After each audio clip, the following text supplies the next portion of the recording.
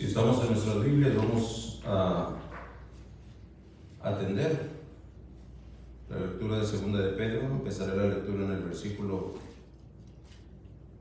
11 del capítulo 2 y después le indicaré cuál versículo habremos de leer todos juntos. Dice la palabra de Dios así en Segunda de Pedro 2.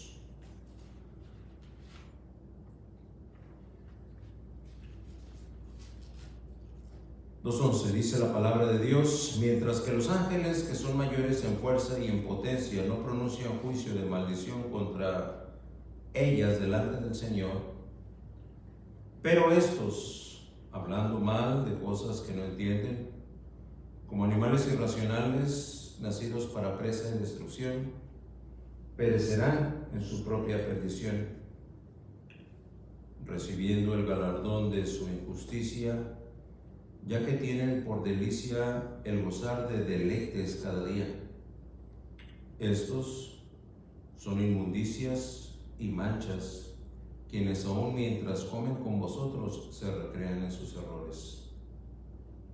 Tienen los ojos llenos de adulterio, no se sacian de pecar, seducen a las almas inconstantes, tienen el corazón habituado a la codicia y son hijos de maldición. Hasta ahí la lectura de la palabra. Voy a invitarles a que todos juntos leamos el versículo 14 y le voy a agradecer a Ángelo y a Carla que se vengan. No, vamos a dejar ahí la presentación. Ángelo, vénganse para acá para que atiendan el mensaje desde acá. Y vamos a leer todos juntos el versículo 14, hermanos. Estamos en Segunda de Pedro 2, versículo 14. Todos a una voz dice: tienen los ojos llenos de adulterio, no se hacen de pecar, seducen a las almas inconstantes, tienen el corazón habituado a la justicia y son hijos de maldición. Una vez más, vaya poniendo atención a lo que la letra dice este versículo. Lo leyeron muy bien y vamos a leerlo una vez más. Tienen los ojos llenos de adulterio, no se hacen de pecar, seducen a las almas inconstantes, tienen el corazón habituado a la justicia y son hijos de maldición. No se sacian de pecar es el título de este mensaje y fue extraído como una de las frases del versículo 14. Tienen los ojos llenos de adulterio, 1. No se sacian de pecar, número 2. Seducen a las almas inconstantes, número 3. Tienen el corazón habituado a la codicia, número 4. Y son hijos de maldición, número 5. Una metralleta de 5 descripciones deplorables. En un esfuerzo institucional de prevención de accidentes, esta sociedad en la que somos parte ha llegado a implementar medidas que permiten advertir los riesgos y peligros a las personas o a la población en general que en su interacción cotidiana con los demás se expone consciente o inconscientemente a accidentes. El riesgo de ser herido, lastimado, inclusive llegar a estar en riesgo de muerte. Mientras más medidas de alerta, de advertencia o de alarma se puedan implementar, será mejor y nunca estarán de más. Por eso es que existen, por ejemplo, los semáforos, ¿verdad?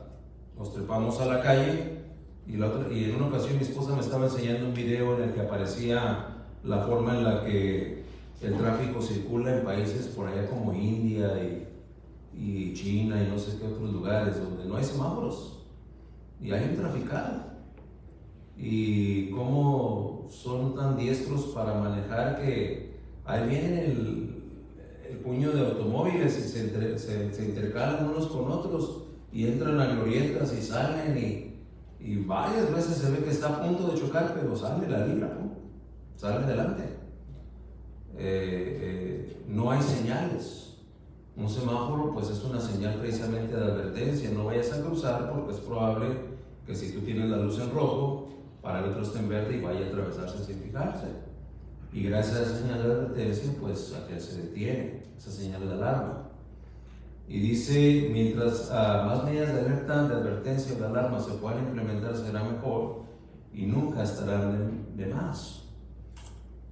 Tenemos aquí en San Diego, por ejemplo, el famoso trolley, ¿verdad? El tren suburbano que circula aquí por los 4 puntos cardinales de la ciudad. Y en cada crucero se activan señales de alarma para advertir a los peatones y a los automovilistas que este tren se aproxima a ese crucero. Y como tal, pues ese determinado cruce tiene ciertos mecanismos que activan las señales de alerta. Cuando menos, ¿verdad? Yo tengo un cuñado que se retiró, trabajaba ahí en mantenimiento en estos trenes. Y tengo un concuño, quise decir, esposo de una cuñada mía, que se retiró de ahí. Me acuerdo que en algunas de las reuniones en donde nos sentábamos a platicar, él era muy puntual respecto de pues lo ético que era el trolley al tratar de proteger a la población, asegurándose que siempre las señales en cada crucero estuvieran funcionando óptimamente. Y recuerdo como si fuera ayer, ¿verdad? Ustedes esos cruces, ¿no? ¿Sí los han visto? ¿Verdad?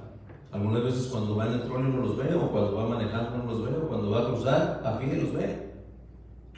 Y me acuerdo que él decía, mira, lo primero que es la primera medida de advertencia es una barra que obstruye el paso, se baja la barra, ¿verdad? Y es un obstáculo para que no pase la persona. Pero no solamente eso, número 2, hay un timbre que intermitentemente suena, ¿verdad? Lo han oído, ¿verdad? Dice es una alarma auditiva. Pero no se queda en eso, sino que también hay luces intermitentes de alta intensidad que se activan y empiezan esas luces anaranjadas, ¿verdad? De manera que si hay algún sordo, algún distraído, alguien oyendo sus audífonos, pues las luces lo alertan, y si no las luces, pues la barra que lo bloquea, y son medidas de seguridad que se implementan precisamente para salvar a aquel del riesgo de padecer un accidente.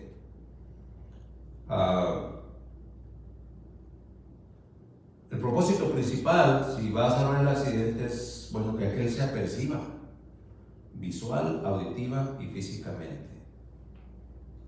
¿Por qué quiero mencionar estas señales de advertencia?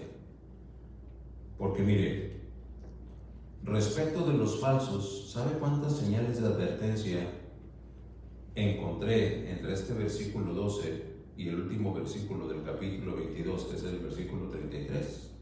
Perdón, el último capítulo, que es el versículo 22, 33 advertencias. El apóstol Pedro y la fidelidad de Dios se preocupan porque el creyente esté advertido. Aquí hay 33 barreras, 33 luces, 33 timbres diciéndote: ten cuidado, apercíbete. Son más que suficientes para que los verdaderamente suyos nos apercibamos, y así la gloria de Dios nos evite padecer todo el dolor y todo el quebranto, y no solo los nuestros, es decir, los dolores y quebrantos nuestros, sino también Él o el de los nuestros, solo por no hacer caso a esas señales de advertencia. Recuerdo que este concuño me decía, es que el propósito es que si no ve uno, vea el otro, y si no ve el otro, vea el otro. Y la sabiduría de la humanidad, propone 3 advertencias. Esta pequeña porción de la palabra de Dios en 2 de Pedro, capítulo 2, versículos del 12 al 22, 11 capítulos, 33 señales aparecen para que ninguno pueda decirse que no fue suficientemente advertido. Mi oración a Dios para que la claridad de su revelación hoy se haga totalmente manifiesta a cada mente y a cada espíritu que esta tarde está aquí, es que a sabienda de que los falsos, los engañadores y los herejes están allá afuera, y no me refiero solo a personas, ya he hecho mención de ideas que son falsas, preferencias seculares que son falsas, afectos terrenales que son resultado de herejía, porque no nada más son terrenales, son hasta mundanos, intereses materiales y convenencieros que son motivo de tropiezo, y etcétera, etcétera. La lista es larga. En algunos casos, esos falsos están más cerca de lo que nosotros quisiéramos. Y tengo que decirle, tristemente, muchas de las veces están en el centro de nuestro ver. Esta tarde usted y yo habremos de percibirlos desde el punto de vista espiritual y no aceptar cercanías, ni convivencias, ni interacciones, ni tener comunión alguna con ellos, a menos que sea para que de nuestros labios no oigan otra cosa que no sea el verdadero Evangelio de Cristo, el verdadero, el puro y sin mácula. Y no voy a asumir que entendemos lo que quiere decir mácula. ¿Sí sabe usted lo que quiere decir mácula? Mancha. Más de uno de nosotros hemos tenido la curiosidad de voltear a ver la luna, ¿no? Cuando está llena, brilla de lo blanco que se ve a simple vista. Y si tomamos una foto con nuestro celular y luego la acercamos, vemos máculas, manchas. Por eso no se ve el color uniforme. Muchos mensajes allá hay que presumen o asumen ser evangelio, pero tienen mácula, tienen mancha. Y dice la palabra de Dios que si tienen mancha ya no es evangelio. Así es que si nosotros vamos a aproximarnos a aquellos falsos, la única permisividad que la palabra de Dios nos da es si van a oír de nosotros y de nuestros labios el evangelio, el verdadero, el que es sin mácula. Usted y yo hemos oído ese dicho que recita: cualquier parecido con la realidad es pura, ¿verdad? Cualquier parecido con la realidad es pura coincidencia. Y suena un tanto cuanto inofensivo. Cualquier parecido con la realidad es pura coincidencia. Hermano, vamos a hablar y a marcar rasgos de esos falsos maestros, de esos que sobre el eje de la herejía blasfeman contra el nombre de Dios. Pero es oportuno decir que cualquier parecido que usted o yo tengamos con ellos, a diferencia de lo que dice el dicho popular de que es pura coincidencia, permítame modificar ese refrán popular. Cualquier parecido con su realidad, es la realidad de los falsos, es una deplorable evidencia. No es coincidencia, es una deplorable evidencia. Y tengo elementos que voy a presentarle durante el desarrollo del mensaje para poder decirle que si alguna de estas evidencias rasgan su manera de vivir, está usted siendo llamado esta tarde a arreglar cuentas con Dios. No se sacian de pecar. Y vamos a empezar con el mensaje, pero vamos a pedir que sea Él quien nos dirija. Oremos. Padre nuestro, a la hora de abordar de manera franca ya tus verdades y lo que has tenido a bien, Señor, revelar en este breve pasaje de 4 versículos, danos de tu gracia, que tu Espíritu Santo alcance desde el más sensible hasta el más insensible de los terminales nerviosas que espiritualmente podemos nosotros percibir. Cautívanos y déjanos aprender de ti, de tu verdad, de tu palabra, de tu revelación, para que no seamos sorprendidos.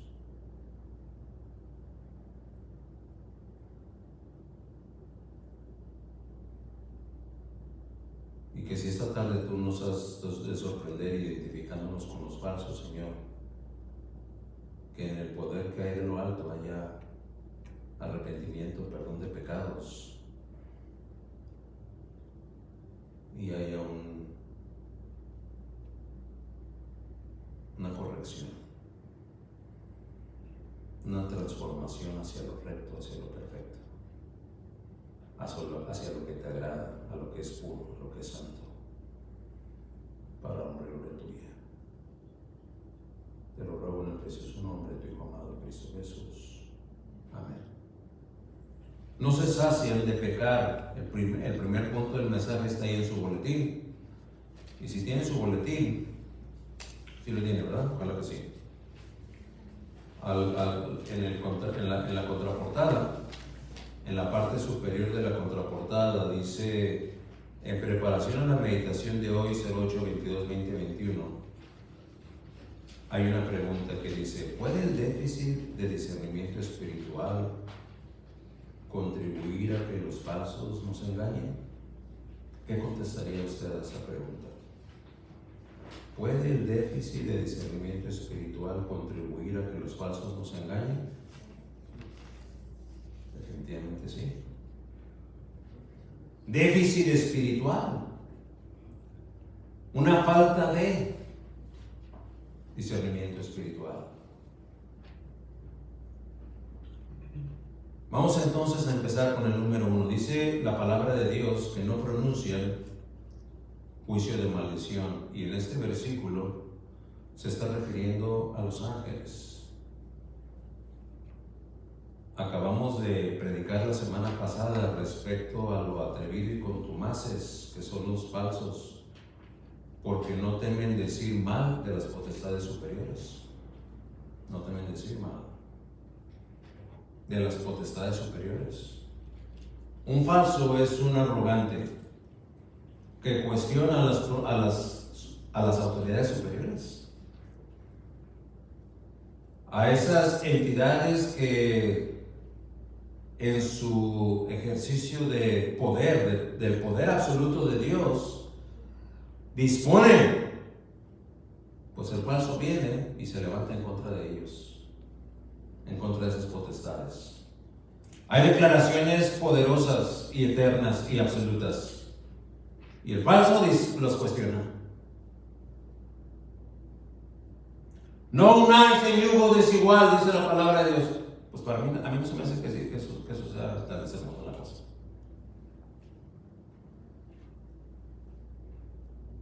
Es verdad divina, es un absoluto eterno. Es Dios el soberano el que lo proclama. Pues sí, pero para mí no, como que se me hace muy exagerado. A lo mejor eso culturalmente y en cuanto a tiempo y historia y todo, a lo mejor en aquella cultura aplicaba, pero ahora no. Y decíamos, es un rasgo de los falsos, cuestionar la soberanía de las potestades. Así es que cuando llegamos al versículo número 11, siguiendo ese hilo de interpretación, Pedro va a traer a la escena a los ángeles para decir que ellos no pronuncian juicio de maldición. Es que cuando de juzgar o maldecir se trata, los falsos y todos y todas aquellas que lo siguen, sí lo pronuncian a diestra y siniestra. ¿Qué pronuncian? El juicio de maldición y la condenación. Condenan aquí, condenan allá, condenan acá, condenan aquí, condenan por arriba, condenan por abajo, condenan a todos lados. Usted está mal, usted no debe hacer eso, yo creí que debía hacerse así, Debía haberse hecho de esa manera y debía haber hecho de esta otra.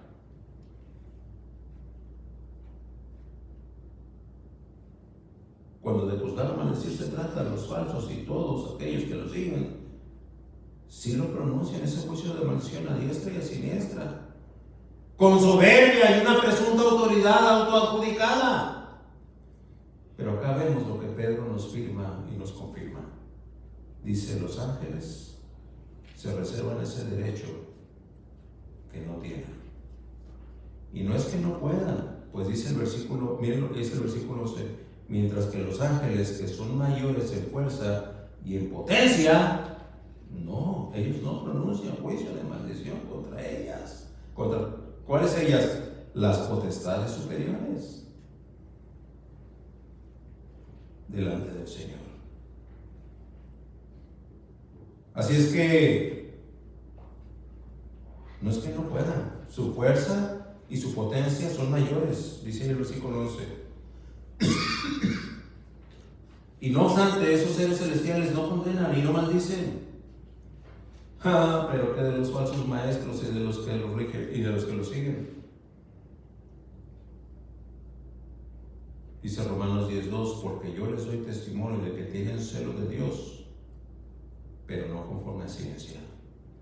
Versículo 3: porque ignorando la justicia de Dios, ponga atención por favor, porque ignorando la justicia de Dios y procurando establecer la suya propia, lo que yo pienso, lo que yo creo, lo que yo determino, lo que no se han sujetado a la justicia de Dios. Ese es el rasgo de los falsos y de los que lo siguen. No se han sujetado a la justicia de Dios. ¿Será tal vez que como si fuésemos falsos conversos condenamos y desvirtuamos al prójimo? No, Señor, no nos lo permitas. No se sacian de pecar. Número 2: hablan mal de cosas que no entienden. Ahí está otra advertencia. Ya vimos lo que dice el versículo 11, ¿verdad? Mientras que los ángeles, que son mayores en fuerza y en potencia, no pronuncian juicio de maldición contra ellas delante del Señor. Dice: pero estos, ¿quiénes son estos? Los falsos maestros, los blasfemos, los herejes, hablando mal de cosas que no entienden. Están hablando mal de cosas que no entienden. La realidad, gente, de atención, es que no entienden. Y hermano, usted y yo debemos saberlo. No entender algo no debe ser justificante para que usted y yo hablemos mal de aquello. Si tú no lo entiendes, sé prudente y pídele al Señor entendimiento, que Él te lo revele. Pero no porque no lo entiendes, empieces a hablar mal. Eso es lo que los falsos hacen. No entienden y entonces empiezan a despotricar por aquí y por allá. Y se ocupan de que los débiles en la fe los escuchen. Porque a fin de cuentas su propósito es engañar. ¿Me estás usted escuchando? Mire, dice: no entienden. ¿Y qué es lo que no entienden? Pues muchas cosas hay que no entienden.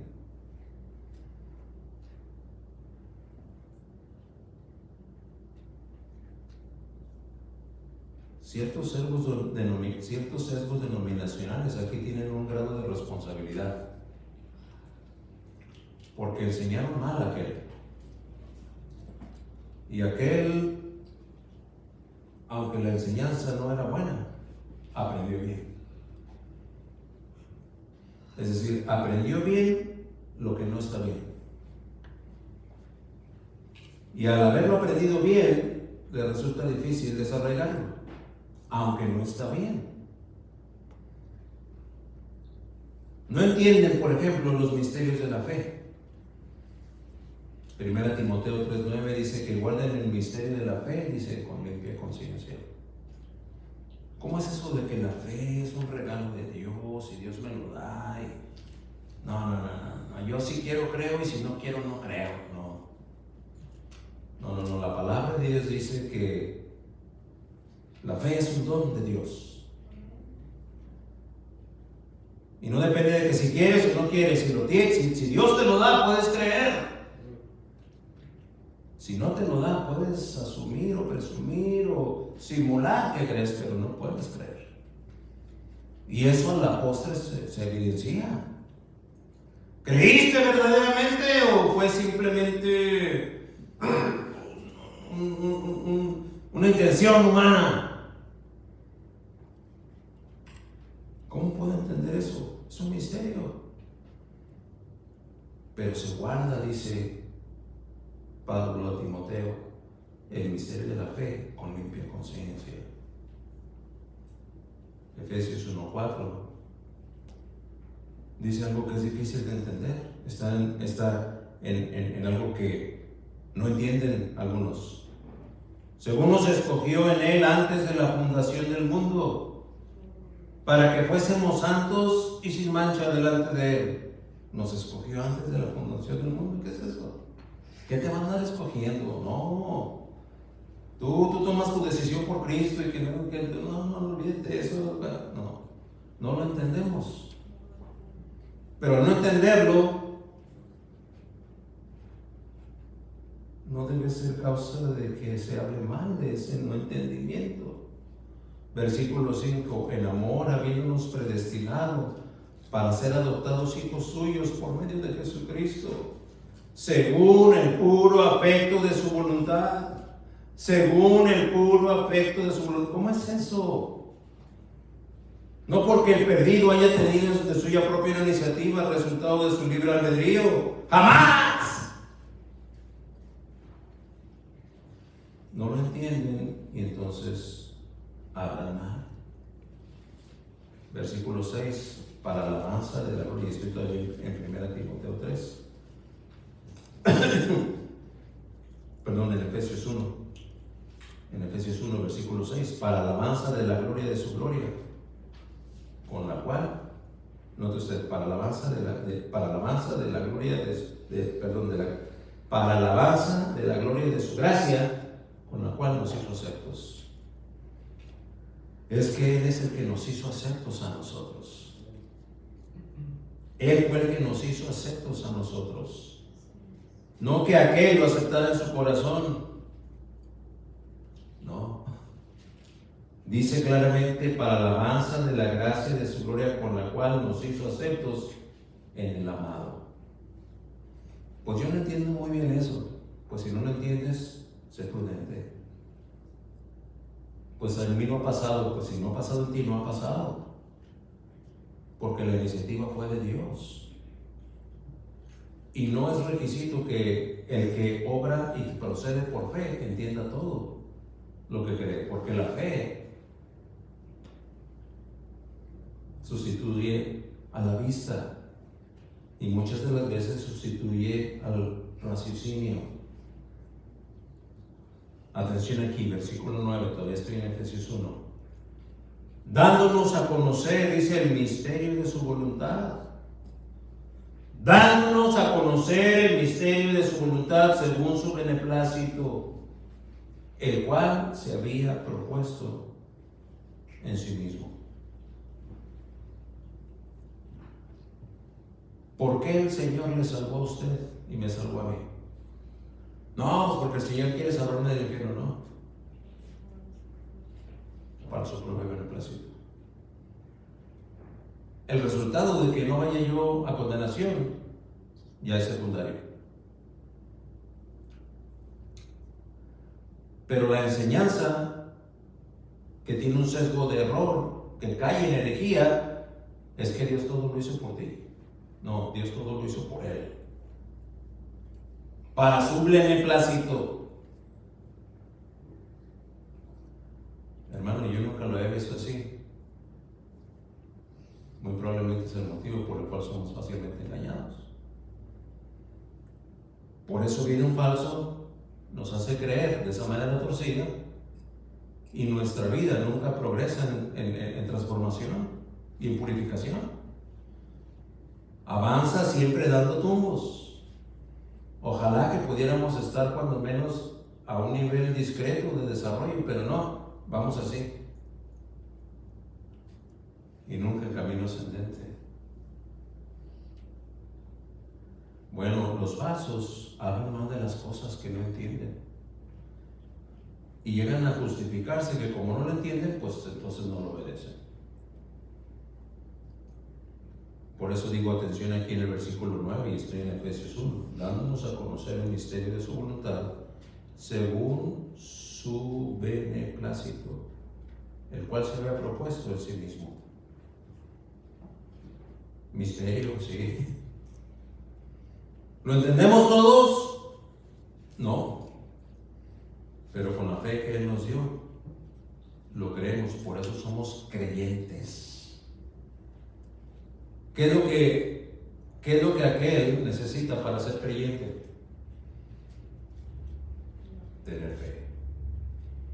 No tienes fe, entonces no eres creyente, entonces lo dudas, entonces lo cuestionas. Entonces argumentas en contra de, entonces como los falsos hablas mal de, porque no lo alcanzas a entender. Como no entra aquí, hablo mal, procedo mal y desacato.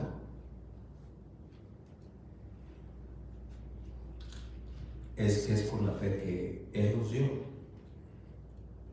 que lo creemos. Ahí en el mismo Efesios, si vamos al capítulo 6, versículo 18, dice: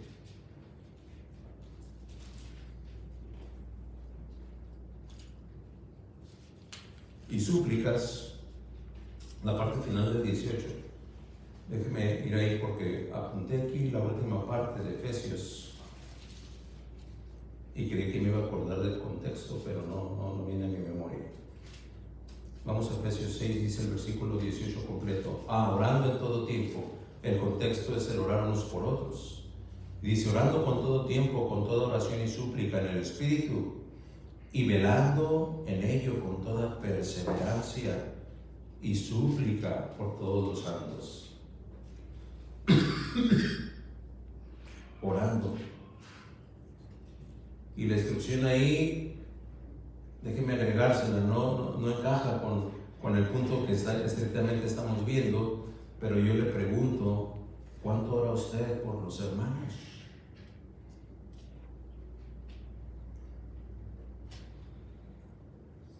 No me conteste en voz alta, pero yo le quiero preguntar: ¿cuándo usted oró por este siervo inútil?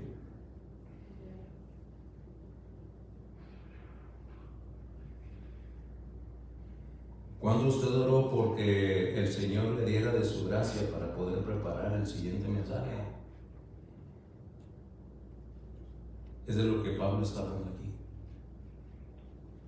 Y cuando les dice a los de Éfeso, y en el versículo 18, orando en todo tiempo, por toda oración y súplica en el Espíritu, y velando en ello con toda perseverancia y súplica por todos los santos.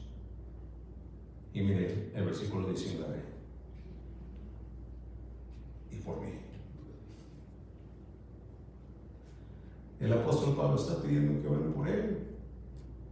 Ay, apóstol Pablo, ¿qué acaso no tienes toda la gracia de Dios? ¿No tienes el apostolado? ¿No tienes los dones impartidos por la gracia de Dios para que cumplieras con todo el ministerio y con todo lo que tenías que hacer? Sí, pero Pablo dice: por mí, oren por mí.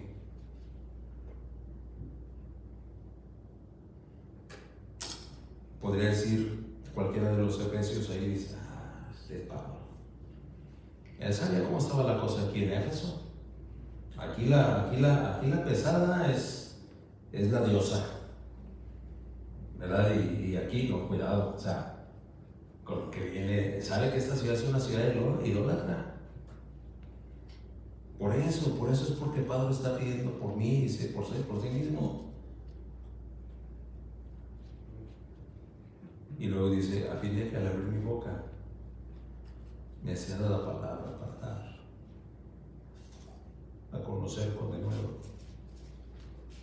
el misterio del Evangelio.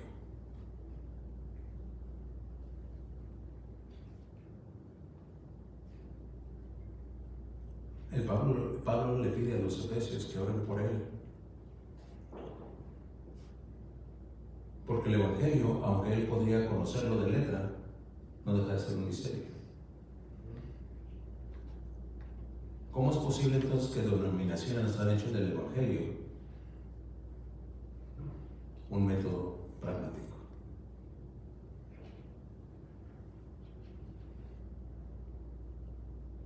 Es un misterio. ¿Quién podría haber manejado mejor el conocimiento del Evangelio que el apóstol Pablo fuera de Cristo?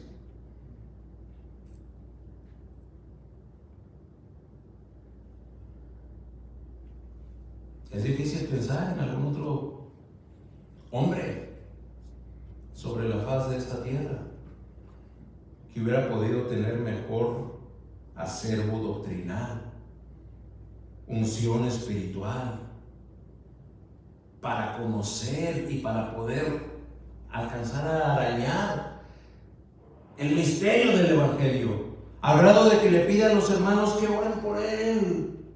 Oren por mí, a fin de que al abrir mi boca me sea la palabra para dar a conocer con denuedo el misterio del Evangelio.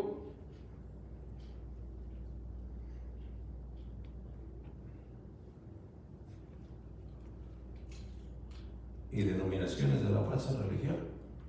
No, mira, lo que tienes que hacer es punto número 1. Lo que tienes que hacer, punto número 2. Lo que tienes que hacer, punto número 3. Lo que tienes que hacer, punto número 4. Y si aquel hace la oración, ya es algo. ¿De veras?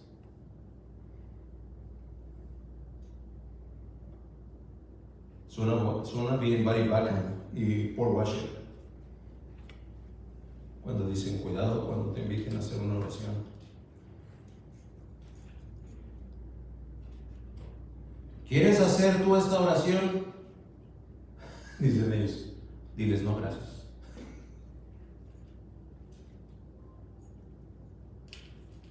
De algo que es un misterio tan profundo. Se han hecho métodos de 1, 2, 3, como si fueran las escondidas, ¿no? 1, 2, 3 por mí. Ya, cuéntame entre los ojos. Eso es abominación a Jehová. Eso es lo que hacen los falsos. No lo entienden, hablan mal de ello. Y yo le he oído. No es necesaria la doctrina para acercarte a Cristo.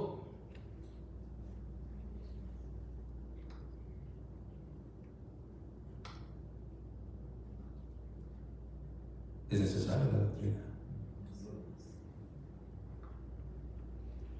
Sin la doctrina no puedes acercarte a Cristo. Se acercarán tus emociones o tus angustias, pero no será ese impulso irresistible que te causa la gracia de Dios. Pero como no se entiende, hablan mal de ello.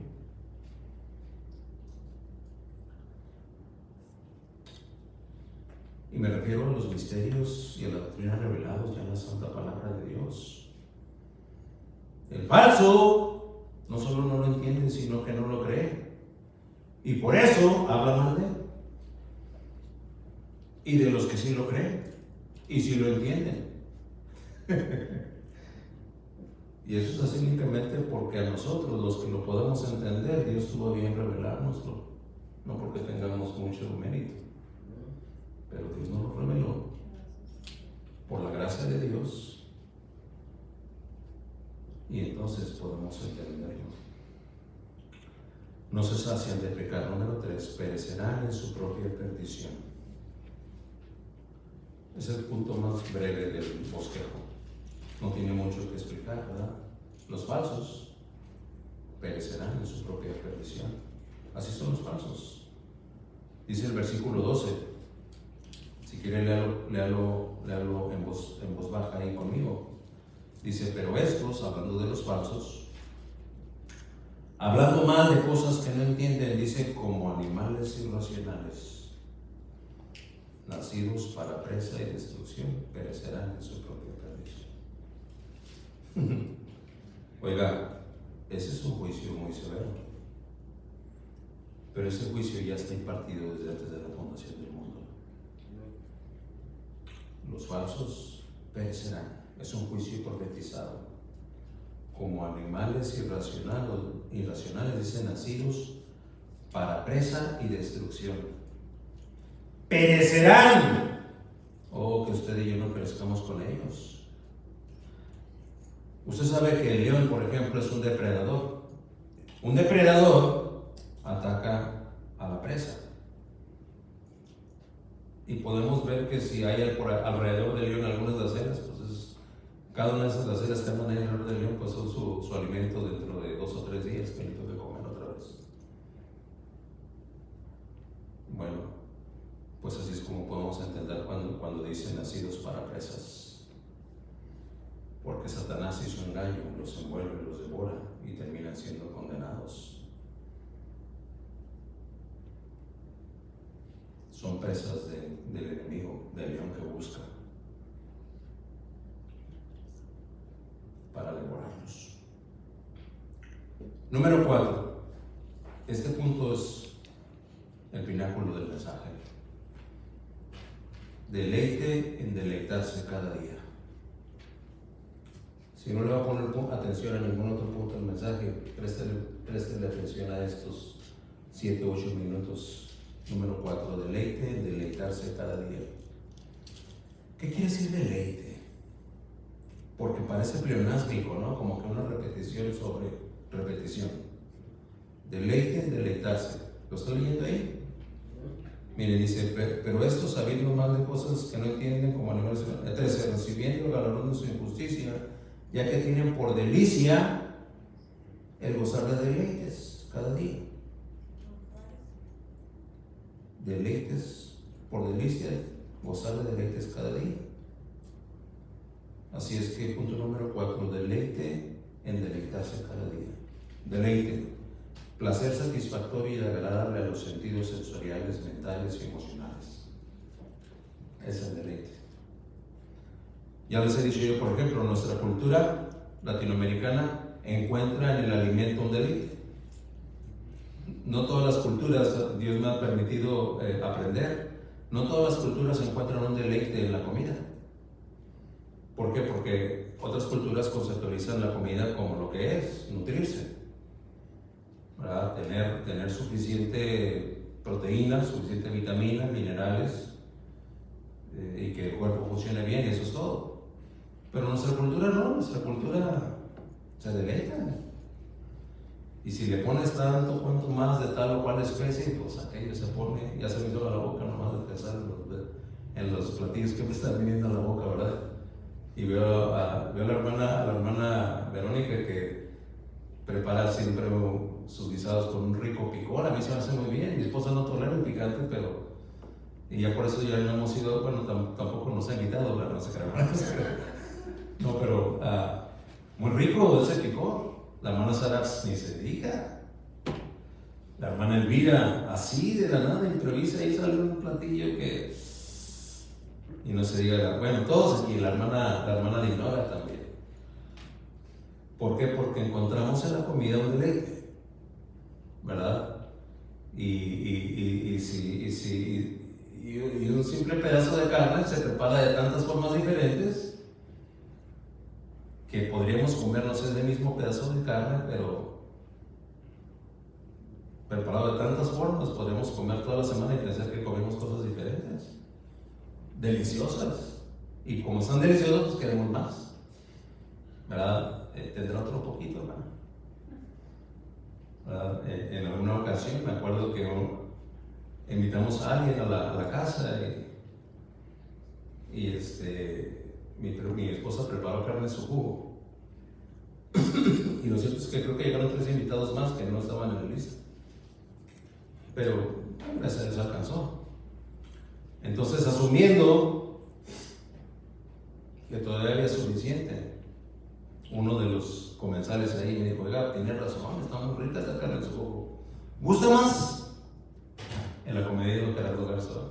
¿Gusta más, no? Pues si tiene, sí, ¿no? Ándale, mija, sírvele más. Mi esposa no me diga así, ¿verdad? Como, ándale, sírvele. Gloria a Dios que no me desmintió, ¿verdad? Pues se tardó. Porque ya nomás queda puro caldito y tuvo que hacer algo ahí extra.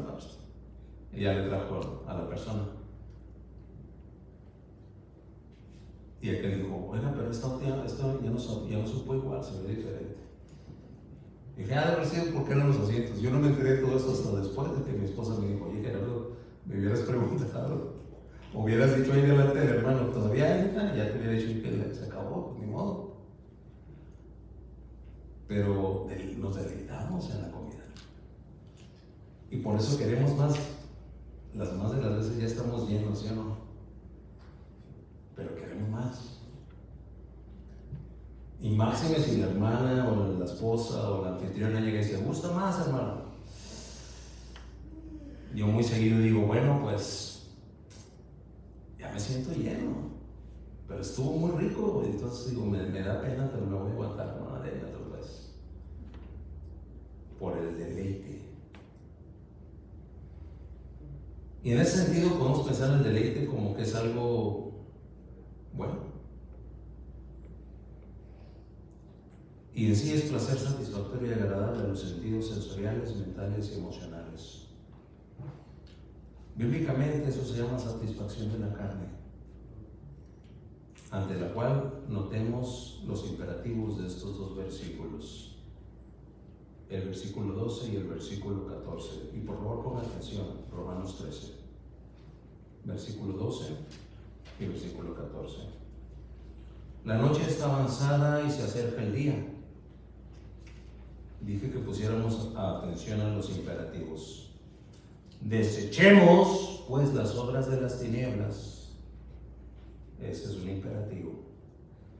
El siguiente, y vistámonos las armas de luz. Desechemos las tinieblas y vistamos las armas de luz. Versículo 14. Sino vestidos, otro imperativo, del Señor Jesucristo. Siguiente imperativo, y no proveáis,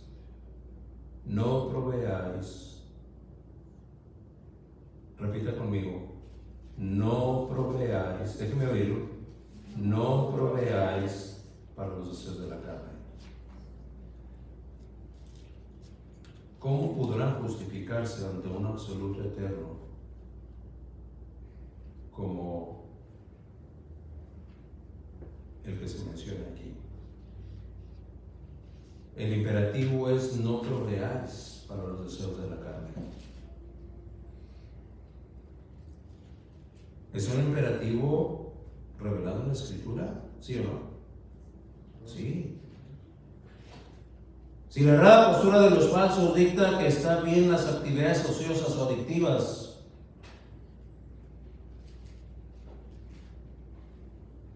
ya que hay quien verdaderamente es perverso y desde esa lamentable creencia declara, mira, con que se haga con medida,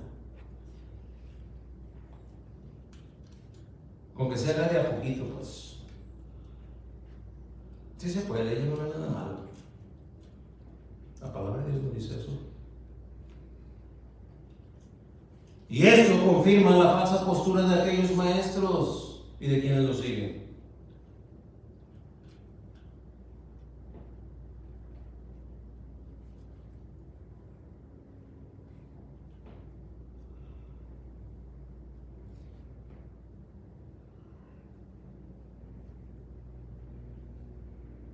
Primero los Corintios 5:6. Dice la palabra de Dios, no es buena vuestra jactancia. ¿Qué es jactancia? Exacto. El asumir que yo estoy en lo correcto, los demás están en lo equivocado, y que para mí cuenta lo que yo pienso y no lo que piensan los demás. Dice la palabra de Dios Pablo, escribiendo a los Corintios y canonizado así, aplica a cada uno de los que estamos hoy esta tarde en este lugar. No es buena vuestra jactancia, no es buena. ¿No sabéis que un poco de levadura leuda toda la masa? Un poco de levadura leuda toda la masa. Un poco de levadura leuda toda la masa. Un poco. ¿Cuánto es un poco? Un poco. Un poco es cualquier fracción que no sea todo. Eso es un poco. De 100, 50 es un poco. De 100, 80 es un poco. De 100, 20 es un poco. De 100, 1 es un poco.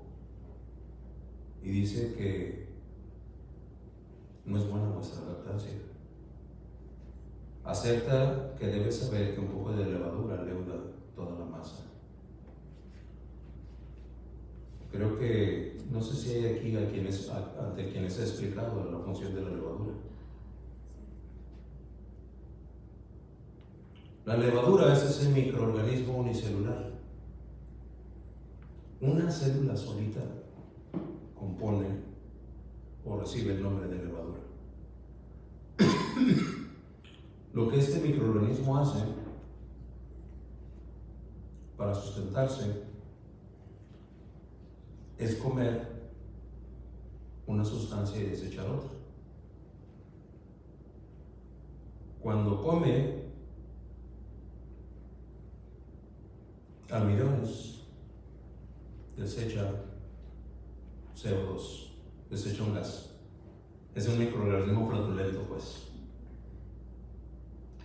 Come almidón y lo que avienta es un gasecito, un CO2.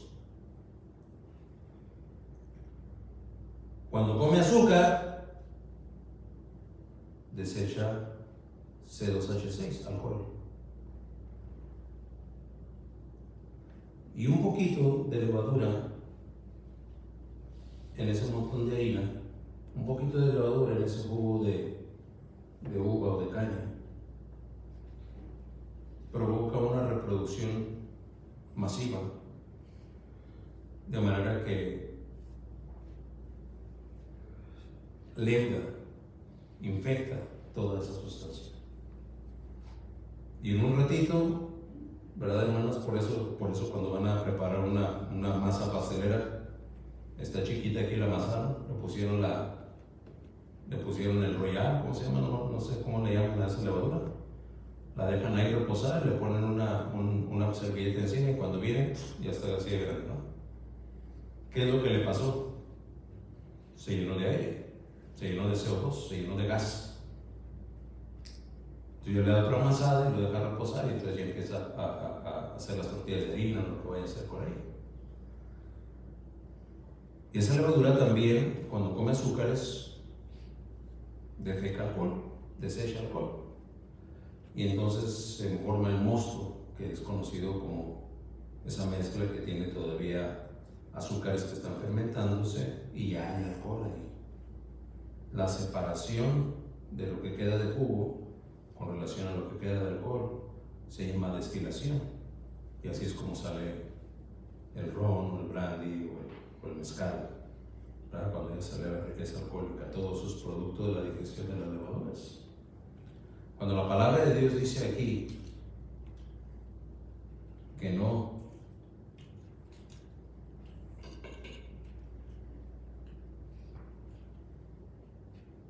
es buena vuestra jactancia, nos recuerda que un poco de levadura leuda toda la masa. Permitirnos un poco de una actividad ociosa va a perjudicar toda nuestra mente, toda nuestra conducta. ¡Toda! Después estaremos preguntándonos, oye, pues ¿qué te pasa? Pues te pasa que un poco de levadura te afectó de manera integral.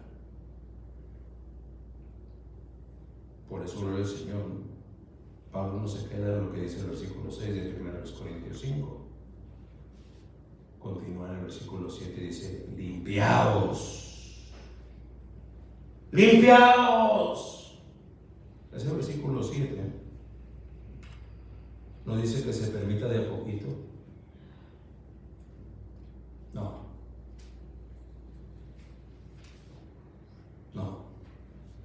Quienes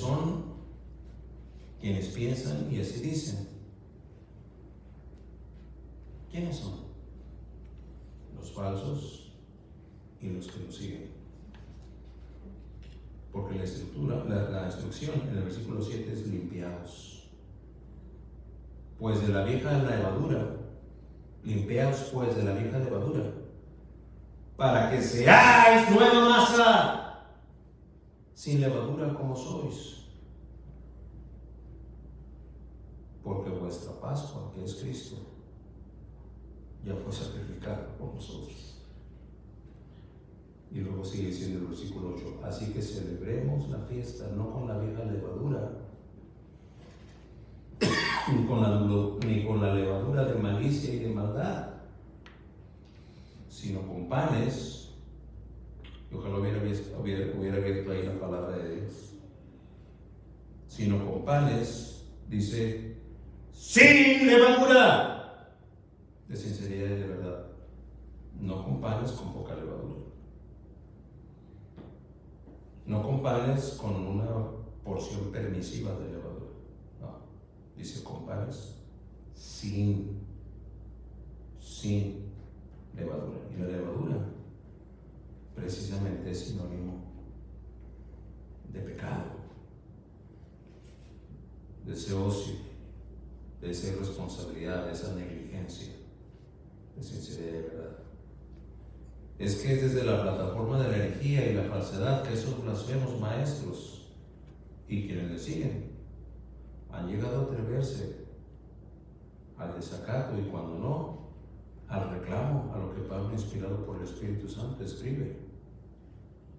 No solamente aquí en Corintios, mire cómo nos lo presenta en Gálatas 5:13, dice: porque vosotros, hermanos, a libertad fuisteis llamados, solamente que no uséis la libertad como ocasión para la carne, sino servíos por amor los unos a los otros. Brincamos al versículo 16. Digo pues, andad en el Espíritu, y no satisfagáis los deseos de la carne. ¿Por qué, predicador? ¿Por qué ha de ser así? No, hermano Garza, otra vez está extremista, seguro me tiene aquí en mente. ¿Solo porque usted lo dice? No, gracias por preguntar. Aquí está la respuesta en el versículo 17. Porque el deseo de la carne es contra el Espíritu, y el del Espíritu es contra la carne, y estos se oponen entre sí.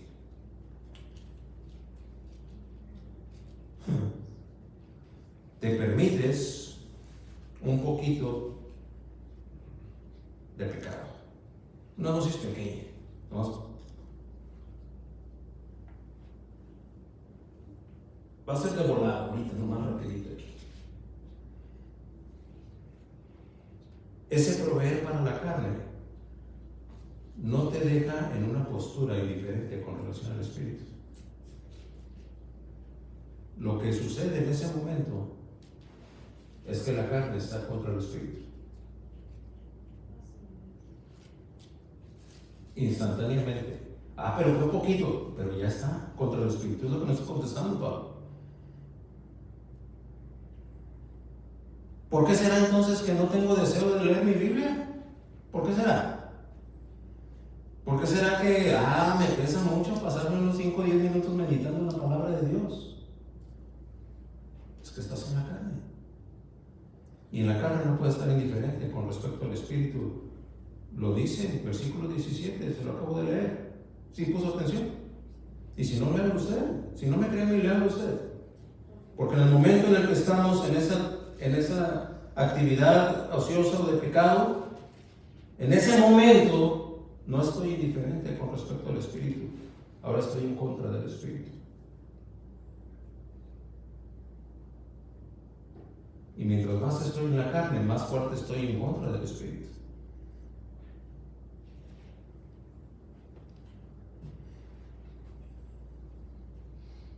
Porque el deseo de la carne, dice, es contra el espíritu, y el del espíritu es contra la carne. Y estos se oponen entre sí.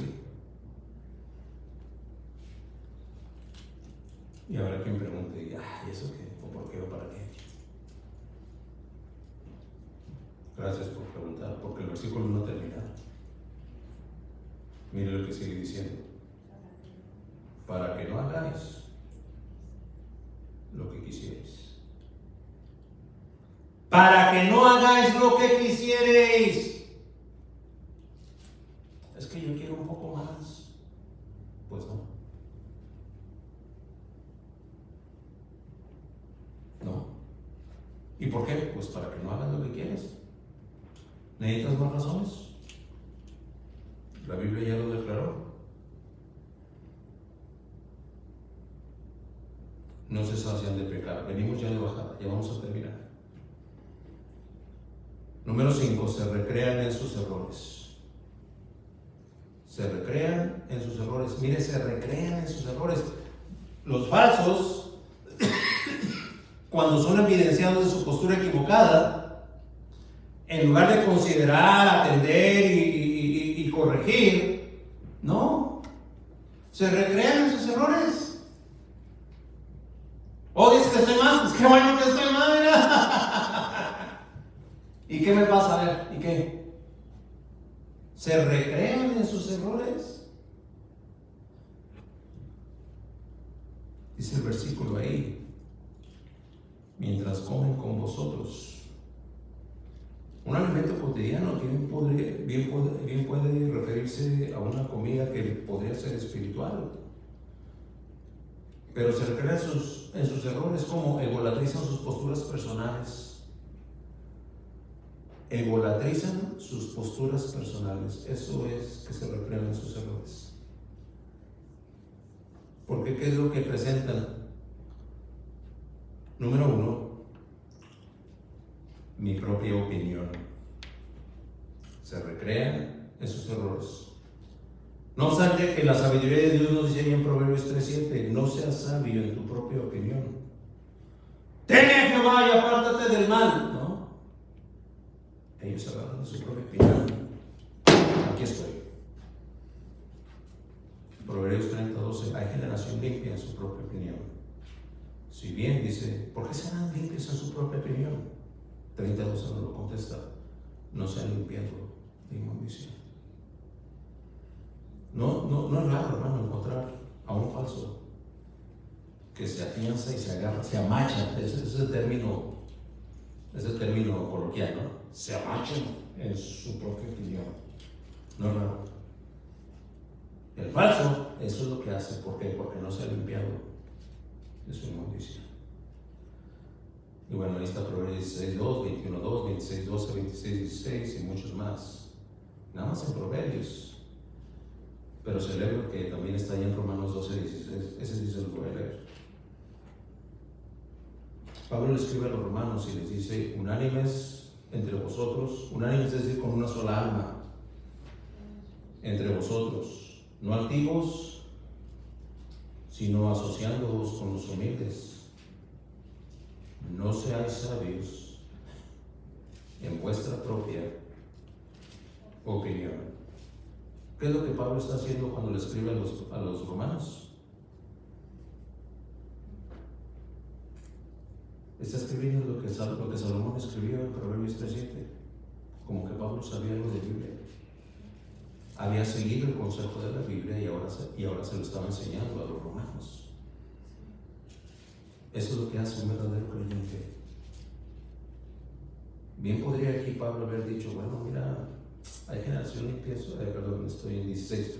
Unánimes entre vosotros, no altivos, sino asociados con los humildes. Y bueno, pues ahí como cada quien piense que esté bien. Al cabo, pues con un poco que le muevan, mientras no sea muy flagrante la cosa, pues aváncenle. No. Se va directamente a lo que hace 900 años escribió Salomón. No seáis sabios en vuestra propia opinión. Pablo cita con Proverbios 3:7 y así respaldan lo que escribe. Los falsos y quienes lo siguen, ¿en qué respaldan su falsedad?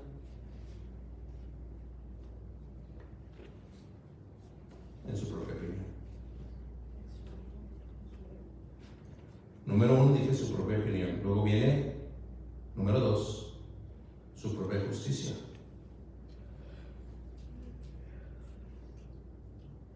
Filipenses 3:9 dice, y ser hallado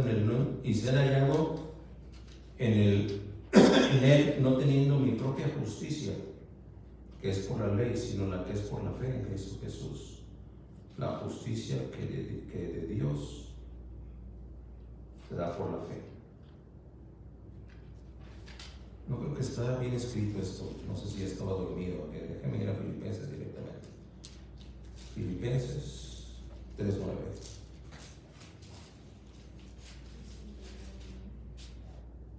Y ser hallado en él, no teniendo mi propia justicia, que es por la ley, sino la que es por la fe en Cristo, la justicia que es de Dios, por la fe.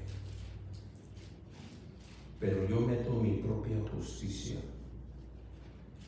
A ver, aquí apunte salud, aquí apunte con un asterisco, Proverbios 4:23, pero no apunte más que el asterisco y el 4:23.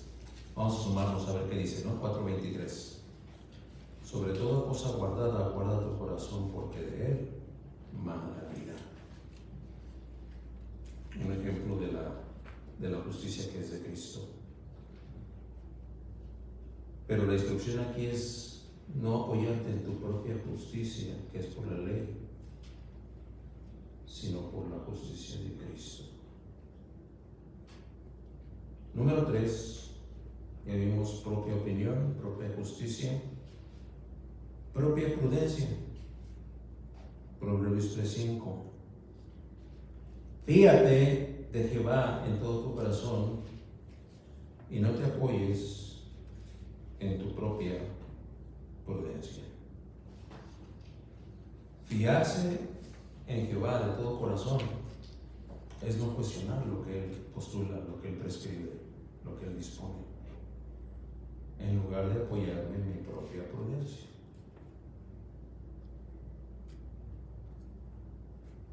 Número 4, propia ley. Ahí en Santiago 4:11 leemos, hermanos, no murmuréis los unos de los otros. El que murmura del hermano y juzga a su hermano, murmura de la ley y juzga la ley. Dice, no eres hacedor de la ley, sino juez. Eres tan juez que tú te adjudicas tu propia ley. La ley de los falsos, pues, es el juzgar y murmurar. No, el falso no medita en su ley, como lo recomienda Salmo 1:2. ¿Se acuerdan que lo aprendimos? En la ley de Jehová está su delicia y en su ley medita de día y de noche. ¿Para qué? Para ver lo torcido que bien puede estar. No tiene en cuenta las delicias de la ley de Jehová, por eso su ley le resulta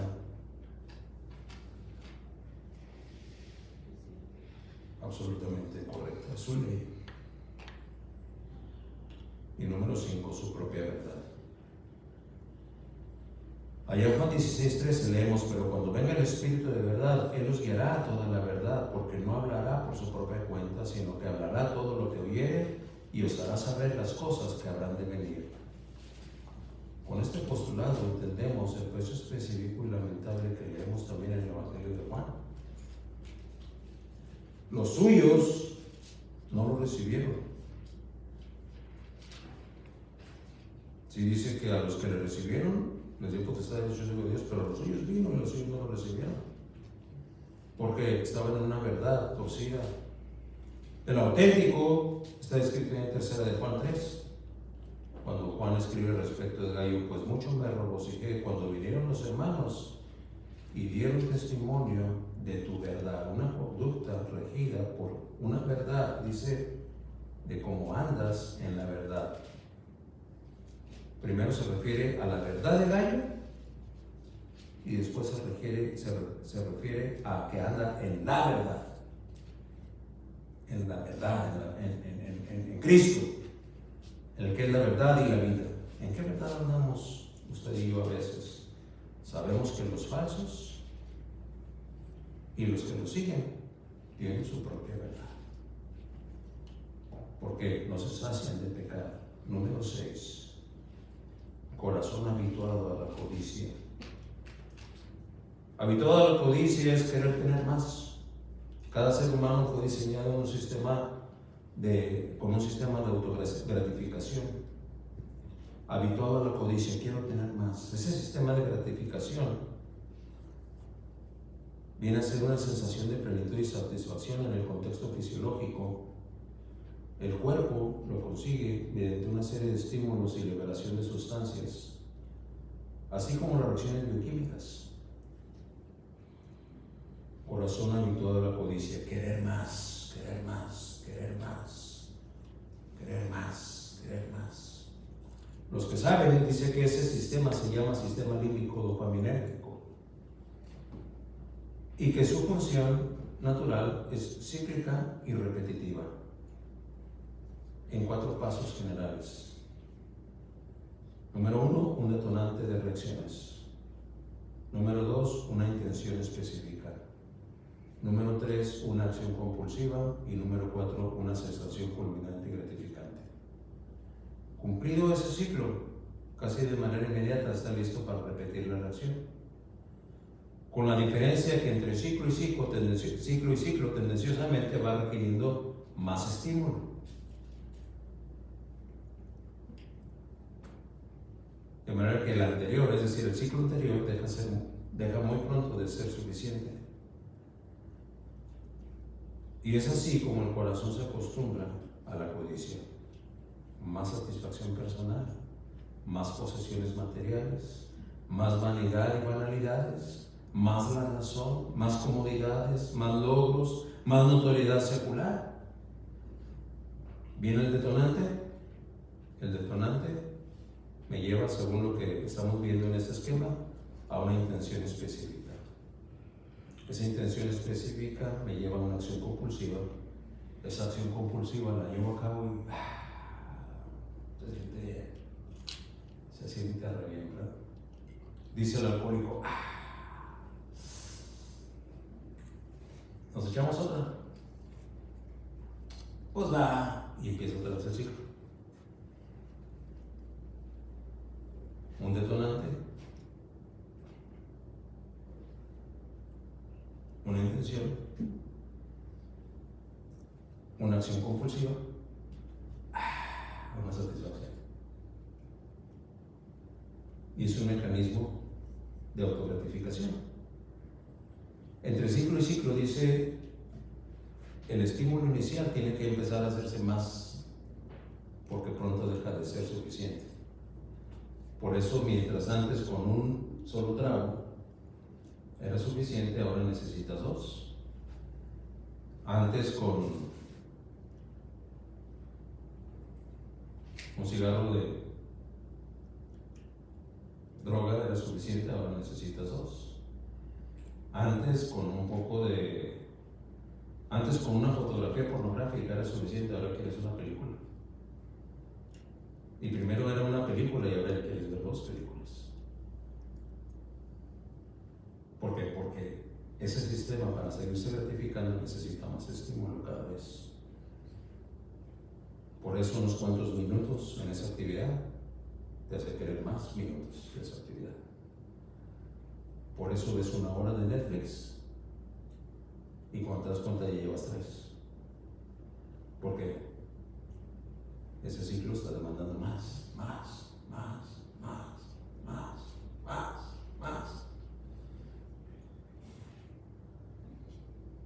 Y el corazón se habitúa. Eclesiastés 1:8 nos dice, todas las cosas son fatigosas, más de lo que el hombre puede expresar. Nunca se sacia el ojo de ver, ni el oído de oír. ¿Hasta cuándo vas a tener suficiente? Nunca. Nunca. Invertiste ahí 20 minutos, no son suficientes. ¿Llevas 3 horas? No, no son suficientes. ¿Llevas 7 horas? No son suficientes. ¿Verdad? Tengo un compañero de la ciudad argentina y él tiene el horrible vicio de los videojuegos. Es una adicción infernal los videojuegos, y él la tiene. Glenn se llama el muchacho. Cuando tengo oportunidad de platicar con él, siempre el tema es futbolístico, porque cuando abordé temas espirituales, la charla se agotó a las primeras 3 o 4 frases. Pero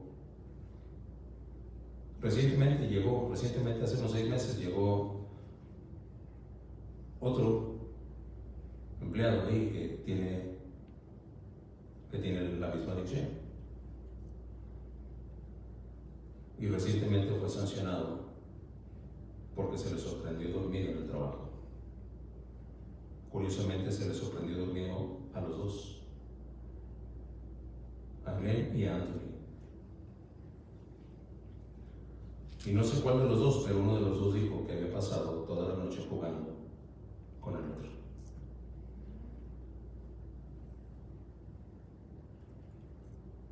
Afortunadamente no estaba dormido, era una falta en el trabajo quedarse dormido.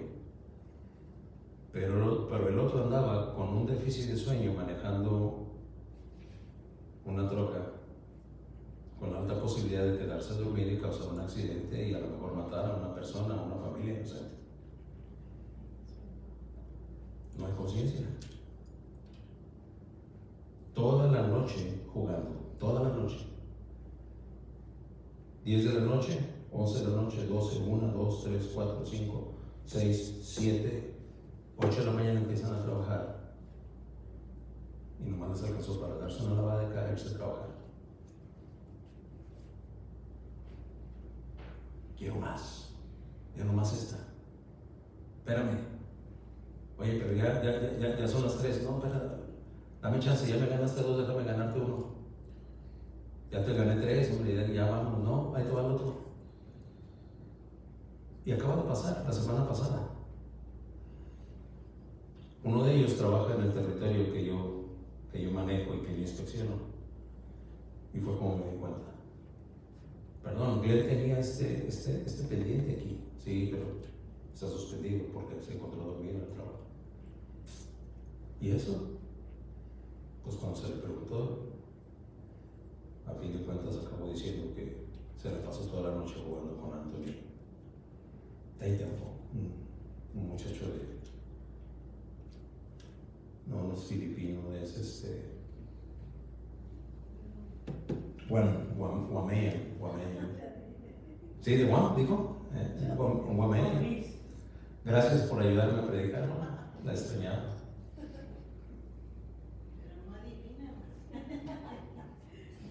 Vemos que entonces, así es como el corazón se habitúa a la codicia en estos ciclos.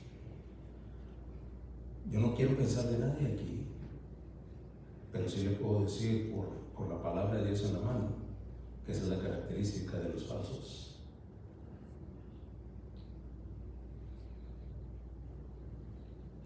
Termina entonces, no se hacen de pecar con este punto número 7. No son hijos, son hijos de maldición.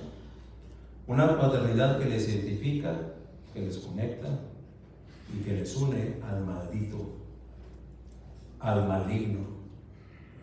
Estos falsos y blasfemos son de los que Salomón escribe allá en Proverbios 13:19. El deseo cumplido regocija el alma, pero apartarse del mal es abominación de los necios. Que alguien se aparte del mal, que alguien no pueda apartarse del mal, le identifica como necio. La palabra de Dios dice: el deseo cumplido regocija el alma, pero apartarse del mal es abominación a los necios. Vaya descripción. Solo aplicable a los necios que son hijos de maldición. Pero veamos al mismo Salomón citando luego 13:14 también ahí en el Proverbios. Dice: la ley del sabio es manantial de vida para apartarse de los lazos de la muerte. Entonces, en el 13:19 habla que para los necios apartarse del mal es abominación. Pero el Señor, para el sabio es manantial de vida apartarse de los lazos de la muerte. Y usted dirá, pues no me convence, hermano. Bueno, entonces déjeme leerle 14:27. El temor de Jehová es manantial de vida para apartarse de los lazos de la muerte. Concluyo. Si falsos o completamente ajenos a Dios, arrepiéntase esta tarde. Confiese pecado y crea en el verdadero. Si como verdadero hijo de Dios, este conocimiento le mantendrá advertido para no dar pasos en esa dirección. Y hoy que estuve en el mensaje del hermano Craig, me edificó en un punto ahí de Efesios 5, cuando dice: